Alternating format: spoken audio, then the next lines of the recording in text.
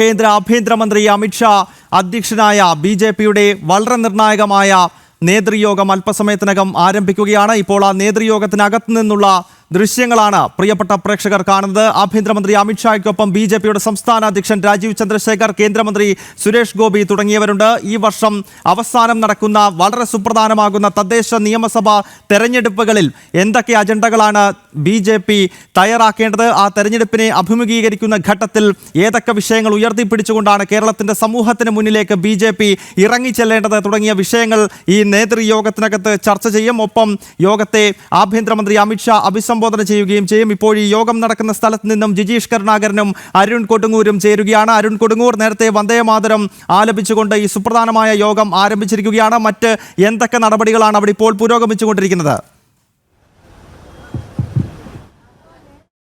പ്രധാനപ്പെട്ടത് അമിത്ഷായുടെ വാക്കുകൾ തന്നെയാണ് നേതാക്കളെ സംബന്ധിച്ചിടത്തോളം ഏറ്റവും പ്രധാനപ്പെട്ട ആയി അവർ കാണുന്നത്. കാരണം ഒരു വലിയ ലക്ഷ്യത്തോടെ, വികസിത കേരളം എന്നുള്ള ഒരു വലിയ ലക്ഷ്യത്തോടെ ബി.ജെ.പി മുന്നോട്ട് പോകുകയാണ്. മാറാത്തത് ഇനി മാറുമെന്നുള്ള ഒരു കൃത്യമായ മുദ്രാവാക്യം, ആ വാക്യത്തിൽ കൃത്യമായി എല്ലാ സന്ദേശങ്ങളും അടങ്ങിയിട്ടുണ്ട്. അതുതന്നെയാണ് കേരളത്തിൽ ബി.ജെ.പിയിലേക്ക് ഇടത് വലത് മുന്നണികളുടെ രാഷ്ട്രീയം ഉപേക്ഷിച്ചുകൊണ്ട് നിരവധി ആളുകൾ ബി.ജെ.പിയിലേക്ക് എത്തുന്ന ഒരു സാഹചര്യം കൂടി നിലവിലുണ്ട്. നമ്മൾ നേരത്തെ വിശദമായി ചർച്ച ചെയ്തതുപോലെ തന്നെ ഇനിയും ബി.ജെ.പിയുടെ ഒരു അടുത്ത ലക്ഷ്യം ഈ വരുന്ന തദ്ദേശ സ്വയംഭരണ സ്ഥാപനങ്ങളുടെ തെരഞ്ഞെടുപ്പ് തന്നെയാണ്. ഏറെ വേരോട്ടമുണ്ട്, ഒരുപാട് ആളുകൾ ബി.ജെ.പിയിലേക്ക് എത്തുന്നു. അതോടൊപ്പം തന്നെ നരേന്ദ്രമോദി സർക്കാരിൻ്റെ വികസന നേട്ടങ്ങൾ അവർ നേരിട്ട് ജനങ്ങളിലേക്ക് എത്തുന്നു.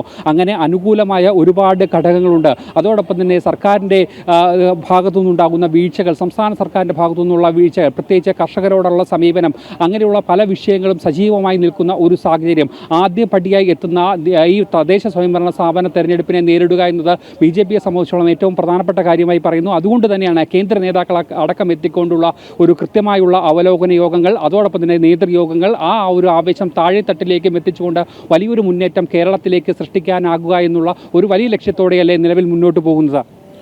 അരുൺ പറഞ്ഞത് കൃത്യമായി തന്നെയുള്ള ഒരു അവലോകനമാണ്. കാരണം ബി.ജെ.പിയെ സംബന്ധിച്ചിടത്തോളം അതിൻ്റെ പ്രവർത്തന പദ്ധതികൾ മുന്നോട്ട് കൊണ്ടുപോകുന്നു. അത് ചിട്ടയായ ഒരു പ്രവർത്തനമുണ്ട്. മാത്രമല്ല കൂടുതൽ ആളുകൾ ബി.ജെ.പിയുടെ ഭാഗമായി മാറിക്കൊണ്ടിരിക്കുന്ന ഒരു കാഴ്ച നമുക്ക് കാണാം. CPM-ൽ നിന്നാണെങ്കിലും CPI-യുടെ ഭാഗത്ത് നിന്നാണെങ്കിലും കോൺഗ്രസിൽ നിന്നാണെങ്കിലും ഏറ്റവും ഒടുവിൽ എറണാകുളത്ത് പോലും CPI-ൽ നിന്നുള്ള ആളുകൾ, പ്രവർത്തകർ നിരവധി 10, 11, 12 പേര് ഒരു ഗ്രൂപ്പിൽ മാത്രമായിട്ട് ബി.ജെ.പിയുടെ ഭാഗമായി മാറുന്നുണ്ട്.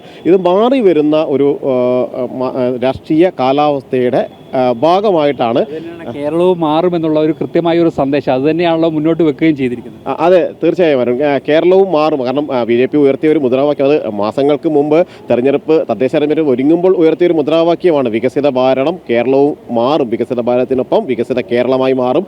ഒപ്പം തന്നെ കേരളവും മാറും എന്ന് പറയുമ്പോൾ കേരളത്തിൽ ആ മാറ്റങ്ങൾ കണ്ടു തുടങ്ങിയിരിക്കുന്നത് ഈ അടുത്തല്ല, കുറേ നാളുകളായി ആ മാറ്റം ഓരോ മേഖലയിലും കാണാം. അങ്ങനെയാണ് തദ്ദേശ തെരഞ്ഞെടുപ്പിൽ വലിയ തോതിൽ വോട്ട് വിവിധ കഴിഞ്ഞ നിയമസഭാ തെരഞ്ഞെടുപ്പിലാണെങ്കിലും ലോക്സഭാ തെരഞ്ഞെടുപ്പിലാണെങ്കിലും എല്ലാം വോട്ട് വിഹിതത്തിൽ വലിയ ഒരു വർധനവുണ്ടാക്കാൻ ബി.ജെ.പിയെ സംബന്ധിച്ചിടത്തോളം കഴിഞ്ഞിട്ടുണ്ട്. 20% വോട്ട് എന്നത് ചെറിയൊരു കാര്യമല്ല.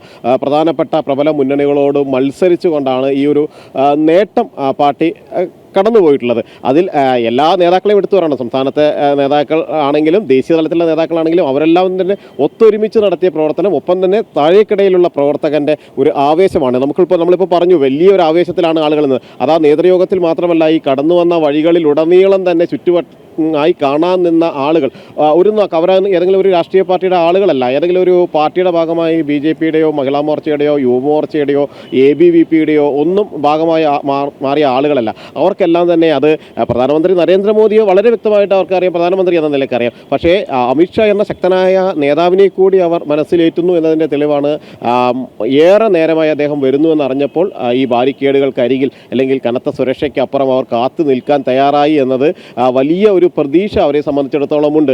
ബി.ജെ.പിയിൽ വലിയ പ്രതീക്ഷയുണ്ട്. ഇതുപോലുള്ള ശക്തരായ നേതാക്കളിൽ അവർക്ക് വലിയ പ്രതീക്ഷയുണ്ട്. കാരണം ഈ നേതാക്കൾ മുന്നോട്ട് വയ്ക്കുന്ന ആശയങ്ങൾ അത് പ്രാവർത്തികമാക്കുമ്പോൾ വികസിത ഭാരതം, വികസിത കേരളവും ഒരുമിച്ച് മുന്നോട്ട് പോകുമെന്ന ഒരു പ്രതീക്ഷ അവർക്കുണ്ട്. അതുതന്നെയാണ് ഏറ്റവും പ്രധാനം. രാജ്യം ഒരുപാട് മുന്നോട്ട് പോകുന്നു, ലോകശക്തിയായി മാറുന്നു, ലോകത്തിൽ വലിയൊരു കുതിപ്പ് ഉണ്ടാക്കുന്നു, നിർണായക സ്വാധീനം ചെലുത്തുന്നു.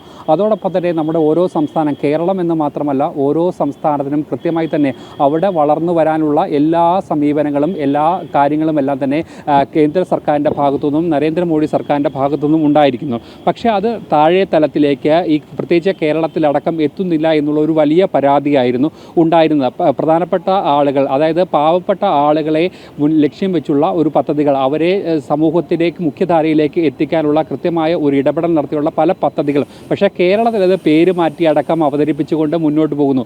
കോടികളുടെ പദ്ധതികൾ ഇവിടെ പേര് മാറ്റി അവതരിപ്പിക്കുന്നു. അതോടൊപ്പം തന്നെ പല പദ്ധതികളും കേരളത്തിൽ നടത്താൻ ഇടത് വലത് മുന്നണികൾ, അത് സർക്കാർ മാത്രമല്ല, അതിന് കൃത്യമായി തന്നെ ഇടത് വലത് മുന്നണികൾ കൃത്യമായ ഒരു അജണ്ട വെച്ച് പ്രവർത്തിക്കുന്നു. പക്ഷേ അതൊക്കെ തന്നെ തകർത്തുകൊണ്ട് നരേന്ദ്രമോദി സർക്കാരിൻ്റെ ഈ വികസന നേട്ടങ്ങൾ നേരിട്ട് ജനങ്ങളിലേക്ക് എത്തിക്കുക, അതോടൊപ്പം തന്നെ ആ വികസിത കേരളം എന്നുള്ള ഒരു മുദ്രാവാക്യം കൃത്യമായി തന്നെ പ്രായോഗിക തലത്തിലേക്ക് എത്തിക്കുക എന്നുള്ള ഒരു വലിയ ലക്ഷ്യം കൂടിയല്ലേ BJP ഇപ്പോൾ മുന്നോട്ട് വെക്കുന്നത്?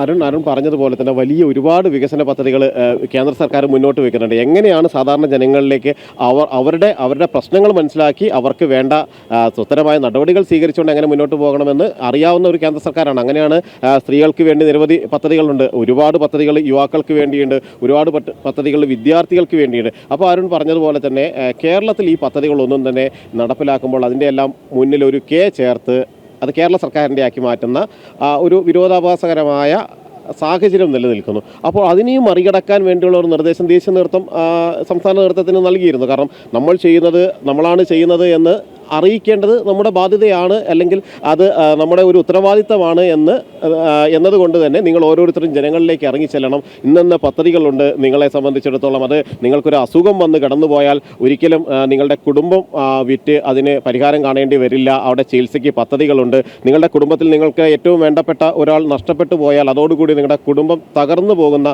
നിരാലംബരായി മാറുന്ന സ്ഥിതിവിശേഷം ഉണ്ടാകില്ല. അതിന് നിങ്ങൾക്കൊരു പദ്ധതിയുണ്ട്. നിങ്ങളുടെ കുട്ടിക്ക് പഠിക്കാനുള്ള സാഹചര്യമില്ലാതെ വഴിയിൽ പകുതി നിലയിലായി ഉണ്ടായിക്കഴിഞ്ഞാൽ പഠനം പാതി വഴിക്ക് മുടങ്ങുന്ന ഒരു സ്ഥിതിവിശേഷം ഉണ്ടാകില്ല. അതിനും കേന്ദ്ര സർക്കാരിന് ഒരു പദ്ധതിയുണ്ട്. പക്ഷേ അത് കേരളത്തിലെ ജനങ്ങളിലേക്ക് എത്തുന്നില്ല എന്ന് പറയുമ്പോൾ അതിനെ എത്തിക്കുന്നില്ല എന്നതാണ് ശരി. കാരണം BJP പ്രവർത്തകരെ സംബന്ധിച്ചിടത്തോളം പരിമിതികളുണ്ട്. കാരണം അവരുടെ സർക്കാർ സംവിധാനങ്ങളിൽ അവരുടേതായ ആളുകളെ വെച്ച് കാര്യങ്ങൾ പറയുമ്പോൾ സ്വാഭാവികമായും ഈ പദ്ധതികളെല്ലാം പേര് മാറ്റി അവരുടെ പദ്ധതികളായി മാറുമ്പോൾ ജനങ്ങൾ കാണുമ്പോൾ അത് സംസ്ഥാന സർക്കാരിൻ്റെ പദ്ധതികളാണ് എന്ന് കരുതുന്നു. അങ്ങനെ കേന്ദ്ര സർക്കാരിൻ്റെ പല നേട്ടങ്ങളും വഴിമാറി അതിന് അർഹതയില്ലാത്ത സംസ്ഥാന സർക്കാരിൻ്റെ തലയിലെ പൊൻതൂവലായി മാറപ്പെടുന്ന ഒരു സ്ഥിതിവിശേഷമാണ്. അവിടെയാണ് ഇപ്പോൾ പറഞ്ഞിരിക്കുന്നത്, നേതൃത്വം കൊടുത്തിരിക്കുന്ന നിർദ്ദേശം എന്ന് പറയുന്നത് നമ്മുടെ പദ്ധതികൾ ഓരോ സാധാരണ ജനങ്ങളിലേക്കും എത്തിക്കണം. കൃത്യമായി തന്നെ ഓരോ വീടുകളും കയറി ഇറങ്ങി പദ്ധതികളെക്കുറിച്ച് വിശദീകരിക്കണം. അതിപ്പോൾ ഏറെക്കുറെ പാർട്ടി നേതൃത്വം ചെയ്യുന്നുണ്ട്. വാർഡ് തലത്തിലുള്ള പ്രവർത്തകരടക്കം ചെയ്തു വരികയും ചെയ്യുന്നുണ്ട്. ഇനി ഈ പഞ്ചായത്ത് തെരഞ്ഞെടുപ്പിലേക്ക് എത്തുമ്പോൾ അത് താഴെ തട്ടിൽ തന്നെ കൃത്യമായി തന്നെ ഒരുപാട് നേതാക്കളുള്ളൊരു പാർട്ടിയാണ്, ജനസമ്മതിയുള്ള പാർട്ടികളാണ്. അതോടൊപ്പം തന്നെ നിലവിലെ ഈ ചർച്ച ചെയ്ത സാഹചര്യങ്ങളൊക്കെ തന്നെ, അതുകൊണ്ട് തന്നെ ഇന്നത്തെ ഈ നേതൃയോഗത്തിൻ്റെ ഒരു പ്രസക്തി താഴെ തട്ടിലേക്ക് കൃത്യമായുള്ള പ്രവർത്തനങ്ങൾ നൽകുക, അതായത് എടുത്തു പറഞ്ഞാൽ ബൂത്ത് തലത്തിലുള്ള പ്രവർത്തനം ശക്തമാക്കിക്കൊണ്ട് മുന്നോട്ട് പോകുന്ന ഒരു സാഹചര്യം. അങ്ങനെ കേരളത്തിൽ ഒരു വലിയ നേട്ടം ലക്ഷ്യം വെച്ചുകൊണ്ട്, വലിയൊരു മുന്നേറ്റം ലക്ഷ്യം വെച്ചുകൊണ്ട് വികസിത കേരളം എന്നുള്ള ഒരു വലിയ മുദ്രാവാക്യം, മാറാത്തതൊക്കെയും ഇനി മാറുമെന്നുള്ള ഒരു വലിയ സന്ദേശം നൽകിക്കൊണ്ട് മുന്നോട്ട് പോകുന്ന BJPക്ക് ഇന്നത്തെ നേതൃയോഗം, അത് BJPയെ സംബന്ധിച്ചോളം, BJP നേതാക്കളെ സംബന്ധിച്ചോളം, പ്രവർത്തകരെ സംബന്ധിച്ചോളം ഒരു വലിയ ആവേശം നൽകുന്ന ഒരു മുഹൂർത്തം കൂടിയല്ലേ ഇത്. കാരണം കേന്ദ്ര ആഭ്യന്തരമന്ത്രി തന്നെ നേരിട്ട് BJPയുടെ സംസ്ഥാന നേതൃയോഗത്തിൽ പങ്കെടുത്തുകൊണ്ട് വേണ്ട മാർഗനിർദ്ദേശങ്ങൾ, കൃത്യമായ മുന്നൊരുക്ക പ്രവർത്തനങ്ങൾ നടത്തിക്കൊണ്ട് മുന്നോട്ട് പോകാനുള്ള എല്ലാവിധ ആത്മവിശ്വാസവും നൽകുന്ന ഒരു പ്രധാനപ്പെട്ട, ഏറ്റവും സുപ്രധാനപ്പെട്ട ഒരു യോഗം കൂടിയല്ലേ ഇത്. അരുൺ പറഞ്ഞതുപോലെ തന്നെ ഈ ദേശീയ തലത്തിലുള്ള നേതാക്കൾ വരുമ്പോൾ അതിൻ്റെ ഒരു ആവേശം അത് വാർഡ് തലത്തിൽ തന്നെ, അവിടെയുള്ള ഒരു ബൂത്ത് തലത്തിലുള്ള പ്രവർത്തകരാണ് ഇതിനെല്ലാം വേണ്ടി ഇറങ്ങേണ്ടി വരിക. സാധാരണ നിലയിൽ മണ്ഡലം തലത്തിലുള്ള പ്രവർത്തകരോ അല്ലെങ്കിൽ ജില്ലാ തലത്തിലുള്ള ആളുകളോ മേഖലാ തലത്തിലുള്ള നേതൃത്വമോ ഒന്നുമല്ല.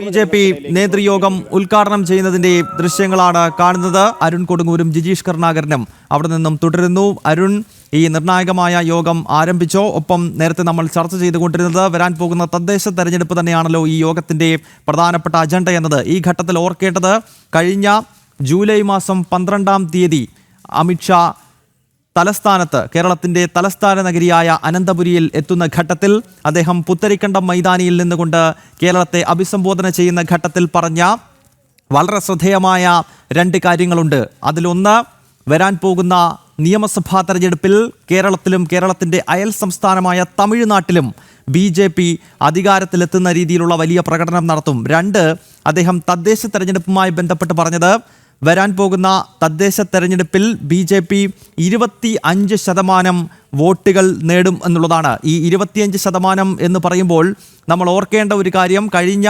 ലോക്സഭാ തെരഞ്ഞെടുപ്പിൽ, അതായത് 2024 ഏപ്രിൽ മാസത്തിൽ നടന്ന ലോക്സഭാ തെരഞ്ഞെടുപ്പിൽ BJPയുടെ വോട്ട് ശതമാനം 19 എത്തി നിൽക്കുകയാണ്. നേരത്തെ നമുക്കറിയാം 14-15% BJPയുടെ ഏറ്റവും മികച്ച പെർഫോമൻസ് എന്ന് കണക്ക് കൂട്ടുന്ന 2016 വോട്ട് ശതമാനമെങ്കിൽ 2024 എത്തുന്ന ഘട്ടത്തിൽ കെ സുരേന്ദ്രന്റെ നേതൃത്വത്തിൽ BJP ഏതാണ്ട് 19%-ലധികം വോട്ടുകൾ ലോക്സഭാ തെരഞ്ഞെടുപ്പിൽ നേടിക്കഴിഞ്ഞിരിക്കുന്നു. അങ്ങനെയെങ്കിൽ കേന്ദ്ര ആഭ്യന്തരമന്ത്രി അമിത്ഷാ പറയുന്നത് പോലെ ആ 19 നിന്നും 25 ക്രോസ് ചെയ്യുവാൻ BJPക്ക് വലിയ പണിയൊന്നും എടുക്കേണ്ടതില്ല എന്ന് തന്നെ വേണ്ടേ മനസ്സിലാക്കാൻ, അരുൺ?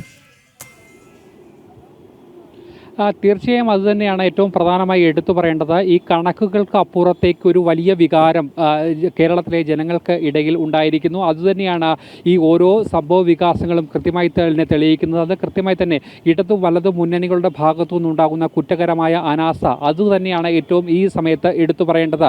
സർക്കാരിൻ്റെ ജനദ്രോഹ നടപടികൾ ഒരുപാടുണ്ടാകുമ്പോൾ, പാവപ്പെട്ട ജനങ്ങളെ ദ്രോഹിച്ചുകൊണ്ട് സർക്കാർ മുന്നോട്ട് പോകുമ്പോൾ, അതോടൊപ്പം തന്നെ അതിന് കൂട്ടുനിൽക്കുന്ന ഒരു സമീപനമാണ് ഇവിടെ പ്രതിപക്ഷവും കാത്തിരിക്കുന്നത്, അവർ ചെയ്യുന്നത്. അതുകൊണ്ട് തന്നെയാണ് ഈ ഒരു വലിയ വികാരം ജനങ്ങൾക്ക് ഇടയിലുള്ളത്. മറ്റൊരു ഓപ്ഷനായി അവർ തിരഞ്ഞെടുക്കുന്നത് BJPയെ തന്നെയാണ്. അതുകൊണ്ട് തന്നെയാണ് ബൂത്ത് തലത്തിലടക്കം ഒരുപാട് ആളുകൾ മറ്റു രാഷ്ട്രീയ ബന്ധങ്ങളൊക്കെ ഉപേക്ഷിച്ച് BJPയുടെ ദേശീയതയിലേക്ക് എത്തിക്കൊണ്ട് ഇരിക്കുന്നു. അതോടൊപ്പം തന്നെ മറ്റൊരു പ്രധാനപ്പെട്ട ഫാക്ടർ എന്നത് ഈ കേന്ദ്ര സർക്കാരിൻ്റെ ഭരണ മികവാണ്. ലോക ശ്രദ്ധ ആകർഷിക്കുന്ന രീതിയിലേക്ക്, ലോകത്തിൻ്റെ നെറുകയിലേക്ക് ഭാരതം എത്തുന്ന ഒരു സാഹചര്യത്തിലേക്കൊക്കെ തന്നെ കാര്യങ്ങൾ എത്തുകയും ചെയ്യുന്നു. അങ്ങനെ വലിയ വികസന നേട്ടങ്ങളുമായി കേന്ദ്ര സർക്കാർ മുന്നോട്ട് പോകുമ്പോൾ അത് കൃത്യമായി തന്നെ താഴെ തട്ടിലേക്ക് എത്തിച്ചുകൊണ്ട്, നമുക്കറിയാം ഓരോ പ്രശ്നങ്ങൾ ഉണ്ടാകുമ്പോഴും അതിനെ സമീപിക്കുന്ന രീതി, ഓരോ ഭാരതീയനും ആത്മാഭിമാനം ഉണ്ടാകുന്ന രീതിയിലുള്ള ഒരു പ്രവർത്തനങ്ങൾ, ആ പ്രവർത്തനങ്ങളുമായി ലോകത്തിൻ്റെ നെറുകയിൽ വലിയൊരു ശക്തിയായി അജയ്യ ഭാരതമായി ഇന്ത്യ ഇന്ന് മാറുമ്പോൾ അത് കൃത്യമായി തന്നെ താഴെ തട്ടിലേക്ക് അതിൻ്റെ ഒരു ആത്മവിശ്വാസം, മുന്നോട്ട് പോകാനുള്ള ഒരു കരുത്ത് അത് പ്രവർത്തകർക്ക് നൽകിക്കൊണ്ട് മുന്നോട്ട് പോകുക, വലിയൊരു നേട്ടം കേരളത്തിലും ഉണ്ടാക്കുക. കേരളം ഒരിക്കലും ബാലികേറാ മലയല്ല എന്ന് കൃത്യമായി പറഞ്ഞു വെച്ചുകൊണ്ടാണ് അമിത്ഷാ കഴിഞ്ഞ തവണ ഇവിടെ നിന്നും പോയത്. ആ കാര്യങ്ങൾ തന്നെയല്ലേ വീണ്ടും വിശദമായി തന്നെ ചർച്ച ചെയ്തുകൊണ്ട് നേരത്തെ ഗൗതം സൂചിപ്പിച്ച പോലെ തന്നെ ഈ വോട്ടുകളുടെ ശതമാനത്തിൽ ഉണ്ടാകുന്ന വർധനവിനപ്പുറത്തേക്ക് വലിയൊരു നേട്ടം അത് കേരളത്തിൽ ഉണ്ടാകുമെന്നുള്ള ഒരു വലിയ പ്രതീക്ഷയിൽ തന്നെയല്ലേ നേതാക്കളൊക്കെ തന്നെയും നിലവിൽ ഉള്ളത്. തീർച്ചയായും ഈ വോട്ട് വീതത്തിൻ്റെ കണക്ക് അത് കൃത്യമായ ഒരു അവലോകനമാണ് ഗൗതം നടത്തിയത്. കാരണം 16% നിന്ന് അത് 20% അദ്ദേഹം പറഞ്ഞ അമിത്ഷാ പോലുള്ള ദേശീയ നേതാക്കൾ പറഞ്ഞിരിക്കുന്നത് 25%-ലേക്ക് BJPയെ സംബന്ധിച്ചിടത്തോളം എത്തിക്കുക എന്നത് വലിയ ബുദ്ധിമുട്ടുള്ള കാര്യമല്ല. കാരണം അത്ര കൃത്യമായ ഒരു താഴേക്കിടയിലുള്ള പ്രവർത്തനങ്ങൾ BJPയെ സംബന്ധിച്ചിടത്തോളം നടത്തുന്നുണ്ട്. അപ്പോൾ ഒരു രാഷ്ട്രീയ പാർട്ടിക്ക് 25% വോട്ട് നേടുക എന്ന് പറഞ്ഞാൽ അത് കൃത്യമായി 3 മുന്നണികൾ മത്സരിക്കുന്ന ഒരു പ്ലാറ്റ്ഫോമാണ് ഉള്ളത്. ആ 3 മുന്നണികൾ മത്സരിക്കുമ്പോൾ വോട്ടുകൾ സ്വാഭാവികമായിട്ടും നമുക്കറിയാം പലർക്കായിട്ട് ഭിന്നിച്ചു പോകും. അപ്പോൾ സ്വാഭാവികമായി 25% വോട്ട് കിട്ടിയാൽ അത് അധികാരത്തിലേക്കുള്ള വലിയ ഒരു ചവിട്ടുപടി തന്നെയാണ്. അധികാരത്തിലേക്കുള്ള ചവിട്ടുപടി BJPയെ സംബന്ധിച്ചിടത്തോളം എങ്ങനെയെങ്കിലും അധികാരം പിടിച്ച് ആരെയെങ്കിലും മന്ത്രിമാരും മുഖ്യമന്ത്രിയുമാക്കി അങ്ങനെ വലിയ ഒരു ആർഭാടങ്ങളിൽ നിൽക്കുക എന്നതല്ല. ഒരിടത്തും BJP അതുപോലെ ചെയ്തിട്ടില്ല, ഒരു സംസ്ഥാനത്തും BJP ചെയ്തിട്ടില്ല. കേന്ദ്രത്തിലെടുത്താലും നമുക്കറിയാൻ കഴിയും. അതായത് ഏറ്റവും കഴിവുറ്റ ആളുകളെ ആ മന്ത്രിസ്ഥാനങ്ങളിലേക്ക് എത്തിക്കുന്നു, ജനങ്ങൾക്ക് വേണ്ടി പ്രവർത്തിക്കാൻ ഏറ്റവും താല്പര്യമുള്ള ആ ഒരു നേതൃ ഗുണമുള്ള ആളുകളെ ആ സ്ഥാനത്തേക്ക് എത്തിച്ചതിന് ശേഷം അവരാണ് പിന്നീട് പ്രവർത്തിക്കുന്നത്. അവരെ സംബന്ധിച്ചിടത്തോളം എന്താണോ സംഘം മുന്നോട്ട് വയ്ക്കുന്നത് പോലുള്ള ഒരു ആശയങ്ങൾ, വലിയ വിപുലമായൊരു ആശയത്തിൻ്റെ മുൻനിർത്തിയാണ് അവരുടെ പ്രവർത്തനം. അവർക്ക് സ്വാർത്ഥ ലക്ഷ്യങ്ങളൊന്നുമില്ല. അവിടെ മുന്നിൽ നിൽക്കുന്ന ആളുകൾക്ക് അവരുടെ മുന്നിലുള്ളത് ജനങ്ങളാണ്, ഈ ഭാരതത്തിലെ പൗരന്മാരാണ്. അതുകൊണ്ടാണല്ലോ നമുക്ക് ഈ ഓപ്പറേഷൻ സിന്ദൂർ പോലുള്ള ഭാരതത്തിൻ്റെ അഭിമാനം, നമ്മളെ അടിച്ചാൽ തിരിച്ചടിക്കും ശത്രുരാജ്യത്തെ എന്ന് കാണിച്ചു കൊടുത്ത ഓപ്പറേഷൻ സിന്ദൂർ ആണെങ്കിലും രാജ്യത്തിൻ്റെ മുമ്പിൽ, ലോകരാജ്യങ്ങൾക്ക് മുന്നിൽ തലയുയർത്തി നിൽക്കാൻ ഭാരതത്തെ പര്യാപ്തമാക്കിയ ഒരു ഭരണ സംവിധാനമാണെങ്കിലും എല്ലാം തന്നെ അത് ജനങ്ങൾക്ക് നൽകുന്ന ആത്മവിശ്വാസം എന്ന് പറയുന്നത് വളരെ വലുതാണ്. എൻ്റെ രാജ്യം അത് വലുതാണ്, എൻ്റെ രാജ്യം ശക്തമാണ്, എൻ്റെ രാജ്യത്തിലെ ഭരണാധികാരികൾ അവർ ശക്തരാണ് എന്ന് പറയുമ്പോൾ അതിൻ്റെ അഭിമാനം കേരളത്തിലുമുണ്ട്. കേരളത്തിലെ ജനങ്ങളെ സംബന്ധിച്ചിടത്തോളം അവർ ആ അഭിമാനത്തിൻ്റെ ഭാഗമായി മാറുന്നുണ്ട്. കാരണം ഭാരതം എന്ന വലിയ ഒരു ആദർശത്തിൻ്റെ ഭാഗമായി പ്രവർത്തിക്കുന്ന ആളുകളാണ് അവരെല്ലാവരും തന്നെ. മനസ്സിൽ ഭാരതീയത കുടികൊള്ളുന്ന ആളുകളാണ്, ദേശീയത മനസ്സുകളിൽ നിറച്ചു പോകുന്ന ആളുകളാണ്. പല രാഷ്ട്രീയമുണ്ടാകും, പക്ഷേ അതിനപ്പുറമുള്ള ഒരു സംവിധാനം അവർക്കുണ്ട്. അതുകൊണ്ട് തന്നെയാണ് ഈ വലിയ വോട്ട് ശതമാനം 16-ൽ നിന്ന് 20-ലേക്ക് എത്തുന്നു. ഈ 20% 25-ലേക്കോ 25-ൽ നിന്ന് പിന്നീട് അത് 30-ലേക്കോ എത്തിക്കഴിഞ്ഞാൽ കൃത്യമായും BJP ഭരിക്കുന്ന BJPയുടെ ഒരു മുഖ്യമന്ത്രിയും മന്ത്രിമാരുമുള്ള ഒരു സംവിധാനമുണ്ടാകും. സ്വാഭാവികമായും വികസിത കേരളം എന്ന ലക്ഷ്യം നടപ്പിലാക്കാൻ BJPയെ സംബന്ധിച്ചിടത്തോളം കൃത്യമായ ചവിട്ടുപടിയാണ്. ആ പടികൾ കയറി BJP മുന്നോട്ട് പോകും. അതിനാണ് ഇതുപോലുള്ള ദേശീയ നേതാക്കൾ എത്തുന്നത്. അദ്ദേഹത്തെ പോലെ അമിത്ഷാജിയെ പോലെ കൃത്യമായി നിർദ്ദേശങ്ങൾ മുന്നോട്ട് വയ്ക്കാൻ കഴിയുന്ന ഒരു തന്ത്രങ്ങൾ മുന്നോട്ട് വയ്ക്കാൻ കഴിയുന്ന കൃത്യമായ തന്ത്രങ്ങളിലൂടെ ഒരു തെരഞ്ഞെടുപ്പ് വിജയിക്കാൻ ചെയ്യാൻ കഴിയുന്ന കാര്യങ്ങൾ, അത് ജനങ്ങൾക്കിടയിൽ പ്രവർത്തിച്ചുകൊണ്ട് അവരുടെ ഭാഗമായി മാറിക്കൊണ്ട് അവർക്ക് വേണ്ടി എന്തെങ്കിലും ചെയ്തുകൊണ്ട് അവരുടെ മനസ്സ് കീഴടക്കി അവരിൽ ഒരാളായി വിജയിക്കാൻ കഴിയുന്ന ആളുകളായി ഓരോ പ്രവർത്തനയും മാറ്റിയെടുക്കാൻ ഇപ്പോൾ തന്നെ അമിത്ഷാജിക്ക് അവിടെ സംഭാഷണം അദ്ദേഹം ആരംഭിച്ചിരിക്കും. അത് എത്രമാത്രം ആവേശത്തോടെ ആയിരിക്കും അവിടെ ഇരുന്ന് കേൾക്കുന്ന ആളുകൾ കാതോർത്തിരിക്കുന്നത് എന്ന് ഇവിടെ നിൽക്കുന്ന നമുക്കതിൻ്റെ ഒരു പ്രകമ്പനം ഉണ്ടാകുന്ന തരത്തിൽ തന്നെയാണ് ആ ആവേശം അവിടെ കുടികൊള്ളുന്നത്. തീർച്ചയായും അത് തന്നെയാണ്. എന്തായാലും വരുന്ന വഴികൾ നിരവധി ആളുകളാണ്, നിരവധി പ്രവർത്തകരാണ് അദ്ദേഹത്തിനെ കാണാനായി എത്തിയിരിക്കുന്നത്. എന്തായാലും കൊച്ചിയിലേക്കുള്ള ഒരു സന്ദർശനം അത് ഏറ്റവും പ്രധാനപ്പെട്ട, ഏറ്റവും സുപ്രധാനമായിട്ടുള്ള ഒരു സന്ദർശനം തന്നെയാണ്. അതോടൊപ്പം തന്നെ BJP ഉയർത്തിക്കൊണ്ടുവരുന്ന ചില പ്രശ്നങ്ങൾ, പ്രതിസന്ധികൾ, അതൊക്കെ തന്നെ കേരളം സജീവമായി ചർച്ച ചെയ്യുന്ന ഒരു കാലഘട്ടം കൂടിയാണ്. പ്രത്യേകിച്ച് ലവ് ജിഹാദ് അടക്കമുള്ള ഒരു വിഷയങ്ങൾ, അതോടൊപ്പം തന്നെ കർഷകർ നേരിട്ട് അനുഭവിക്കുന്ന പ്രശ്നങ്ങൾ, നീറുന്ന പ്രശ്നങ്ങൾ, പ്രതിസന്ധികൾ, അതോടൊപ്പം തന്നെ ആരുമില്ലാത്തൊരവസ്ഥയിലേക്ക് കർഷകരെയൊക്കെ തള്ളിവിടുന്ന ഒരുപാട് പ്രശ്നങ്ങൾ. ആ വിഷയത്തിലേക്ക് ഞാൻ വിശദമായി തന്നെ നമുക്ക് അടുത്ത ഘട്ടത്തിൽ ചർച്ച ചെയ്യാം. കാരണം കർഷകരുമായി ബന്ധപ്പെട്ട് ഒരു സുപ്രധാനമായ പ്രഖ്യാപനം കർഷക മോർച്ചയുടെ സംസ്ഥാന അധ്യക്ഷന്റെ ഭാഗത്ത് നിന്ന് ഉണ്ടായി. അതോടൊപ്പം തന്നെ മൈനോറിറ്റി മോർച്ച ലവ് ജിഹാദുമായി ബന്ധപ്പെട്ട ചില വിഷയങ്ങൾ ഈ നേതൃയോഗത്തിൽ ചൂണ്ടിക്കാണിക്കുന്നുണ്ട്. ആ വിഷയത്തിലേക്ക് തന്നെ നമുക്ക് മടങ്ങിയെത്താം.